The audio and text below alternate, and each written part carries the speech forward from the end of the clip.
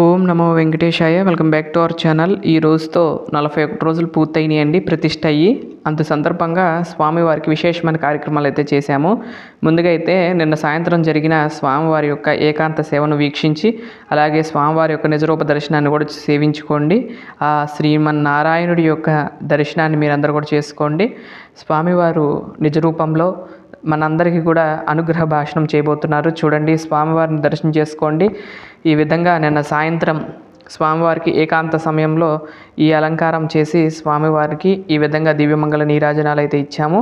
మీరు కూడా ఆ స్వామివారి యొక్క హారతను మీరు కూడా అద్దుకోవాల్సిందిగా కోరుకుంటున్నాను. ఈ విధంగా నిన్న నైట్ స్వామివారు ఏకాంత సేవలో దర్శనం ఇచ్చారు. నిన్న గురువారం సందర్భంగా స్వామివారు నిన్న సాయంత్రం నిజరూప దర్శనంలో వేయించేసి మనకి అనుగ్రహాన్ని చేశారు. ఈ వీడియోలో చూడండి. అలాగే ఈరోజు శుక్రవారం కదండి, ఈరోజు ఉదయం స్వామివారికి అభిషేకం అయితే జరిగిందండి. ఆ అభిషేకం వీడియోని రేపైతే అప్లోడ్ చేస్తాను. తప్పకుండా రేపటి వీడియోని ఎవ్వరు మిస్ అవ్వకుండా చూడండి. ఆ దీపాల కాంతుల్లో స్వామి అభిషేకం కన్నుల పండుగ అండి. ఆ క్షీరం స్వామి మీద పడుతుండగా ఆ దృశ్యం అసలు కన్నుల పండుగ అంటారు చూడండి, అలా ఉందండి. ఇక్కడ కూడా చూసినట్లయితే ఇప్పుడు ఆ దీపాల కాంతుల్లో స్వామివారిని దర్శనం చేసుకుంటేనండి అసలు ఏదో ఒక తన్మయంలోకి వెళ్ళిపోతామన్నట్లుగా అనిపిస్తుంది. అంత అందంగా స్వామి మనకి దర్శనాన్ని ఇస్తున్నారు. ఇక్కడ చూసినట్లయితే మీరు కూడా దర్శనం చేసుకుంటారని ఈ వీడియోని మీకు అందిస్తున్నాను. నిన్న సాయంత్రం స్వామివారికి ఏకాంత సేవ విశేషంగా జరిగింది. అయితే నిన్న సాయంత్రం ఏమిటంటే స్వామివారి నిజరూప దర్శనం చేశానని చెప్పే కదండి. ఎప్పుడు కూడా పచ్చకర్పూరం మేము అవి పెడుతూ ఉంటాం. ఇప్పుడే పొడి పొడిలాగా వచ్చేది, కానీ నిన్న చూపించడం మిస్ అయ్యా, కానీ అచ్చల్లే వచ్చేసిందండి. అసలు నేను ఇంతవరకు స్వామివారు వచ్చి సంవత్సరం కింద పూజ చేసుకున్నా కదండి. ఆ సంవత్సరంలో కూడా ఆ నామం ఇట్లా అంటే పొడుం అయిపోయేది. అట్లాంటిది ఈసారి మాత్రం అండి కళ్ళంటే చక్కగా ముద్రలు పడతాయి అంటారు చూడండి, ఆ ముద్రలతో సహా వచ్చేసిందండి. చాలా ఆనందం అనిపించింది. స్వామి ఈసారి అలా వచ్చడం కూడా చాలా ఆనందం అనిపించింది. అది వీడియో క్లిప్ అయితే మర్చిపోయాను. స్వామివారికి వక్షస్థలంలో లక్ష్మీ అమ్మవారు అలానే ఉన్నారు, యజ్ఞోపవీతము. ఆ తర్వాత సూర్యకటారి స్వామివారి చేతి కింద పెట్టుకుని దర్శనాన్ని ఇస్తున్నారు. ఆ తర్వాత భోగ శ్రీనివాస స్వామివారికి ఉయ్యాలలో చేసి ఉయ్యాలలో ఏకాంత సేవ అయితే చేయడం జరిగిందండి. ఈ రోజుతో 41 రోజులు పూర్తయినాయి ప్రతిష్ఠ అయ్యి. అప్పుడే అయిపోయినాయా అన్నట్లుగా అనిపిస్తుంది. అప్పుడే మొన్న ఈ మధ్యనే ప్రతిష్ఠ అయింది, అప్పుడే 40 రోజులు అయిపోయిందా అన్నట్లుగా అనిపిస్తుంది.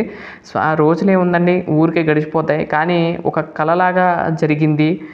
నిన్న మొత్తం కూడా అభిషేకం అన్నీ చేశాను. ఆ వీడియో రేపు అప్లోడ్ చేస్తాను, కంపల్సరీ రేపు సాయంత్రం అప్లోడ్ చేస్తాను. మీ అందరూ కూడా చూసి ఆ స్వామివారి యొక్క ఆశీస్సులు మీరు కూడా పొందుతారని కోరుకుంటున్నాను. ఈ విధంగా స్వామివారికి అలంకార సేవ అంతా కూడా చేసుకున్నాము. అలాగే ఈరోజు ఉదయము అన్నీ రెడీ చేసుకున్నాం కదండి, అవి కూడా ఈ వీడియోలో యాడ్ చేస్తాను చూడండి. అభిషేకానికి కావాల్సినవి అంటే మనం తిరుమలలో ఎలా అయితే చేస్తారో అదే విధంగా అయితే ఫాలో అవుతూ చేస్తాము. అలాగే తిరుమలలో కనుక ఆ స్వామివారి యొక్క అభిషేక సేవ దొరికిందంటే అండి, లక్కీ డిప్లో వాళ్ళ జన్మ ధన్యం, వాళ్ళ అదృష్టవంతులేనండి. అసలు ఎంత బాగుండిద్దోనండి ఆ అభిషేకము. అంటే ఎవరో అంటే అర్చకులు చెప్పుగా విన్నా కానీ నేను ఎప్పుడు కూడా వెళ్ళలేదు, చూడలేదు. కానీ ఆ స్వామి ఎందుకండి అక్కడ దాకా వెళ్ళటం ఎందుకని చెప్పి మా ఇంట్లోనే వేయించేసి, ఈ శాంతి నిలయంలో వేయించేసి మనందరికీ కూడా కనువిందు చేస్తున్నారా అన్నట్లుగా అనిపిస్తుంది. ఆ సేవను అక్కడ చూడలేకపోయాననే బాధపడుతూ ఉండగా స్వామి మా ఇంట్లోనే ఉండి ఆ శాంతి నిలయ వాసుడు, ఆనంద నిలయవాసుడు శాంతి నిలయంలోకి వచ్చి వేయించేసి ఆ అభిషేక దర్శనాన్ని మనకి ఇచ్చారు. రేపటి వీడియోని తప్పకుండా ఎవరు మిస్ చేయొద్దు. ఈరోజు వీడియో చూసిన వాళ్ళు ఎవరైనా సరే రేపు సాయంత్రం వచ్చే 6 గంటలకు వచ్చే అభిషేకం మాత్రం మర్చిపోబాకండి. చూడండి కంపల్సరీ, లైట్లు లేకుండా దీపాల కాంతుల్లో అబ్బబ్బబ్బా చూస్తానికి మాత్రం మామూలుగా ఉండదండి. నేను ఈరోజే అప్లోడ్ చేద్దాం అనుకున్నా, కానీ ఈ వీడియో ఉంది ఇలానే అయిపోతుందని చెప్పి నేను ఈ వీడియో యాడ్ చేయడం జరుగుతుంది. అలాగే అభిషేకానికి కావాల్సిన అక్కడైతే ఆకాశగంగా జలం తెస్తారు. మన బయట ఉన్న ట్యాంకీలో నుండి వాటర్ తెచ్చి అదే ఆకాశ జలంలో లాగా భావించి వాటిలోకి ఆవాహన చేసి చేయడం జరిగింది. ఆ తర్వాత సుగంధ ద్రవ్యాలతో పరిమళాన్ని చేస్తున్నాను చూడండి. ఇది ఒక అరగంట ముందు అయితే చేస్తాను. వట్టివేరు వేసి ఆ తర్వాత పసుపు, కుంకుమ, గంధము, అక్షంతలు ఇవన్నీ కూడా వేసి తర్వాత ఈ పచ్చకర్పూరాన్ని నీళ్ళలో కలిపి లైట్గా ఈ విధంగా చూసినట్లయితే ఉద్రేణితో తీస్తున్నా చూడండి, ఆ విధంగా వేసి నిండా నీళ్లు పెట్టేసి ఒక అభిషేకం మొదలవుతుంది అన్న గంట ముందు చేసినట్లయితే అసలు ఆ సువాసన అసలు ఎంత బాగుంటుందోనండి. ఆ రూమ్ అంతా కూడా చాలా బాగుంటుంది. అలా అయితే చేయండి. మీరు కూడా ఎప్పుడైనా అమ్మవార్లకు అభిషేకం చేసినా కూడా ఈ విధంగా చేసినట్లే చాలా మంచిదండి. కుదిరితే దాంట్లో ఆవు పాలు, ఆవు పెరుగు కూడా వేసుకుంటారు చాలామంది.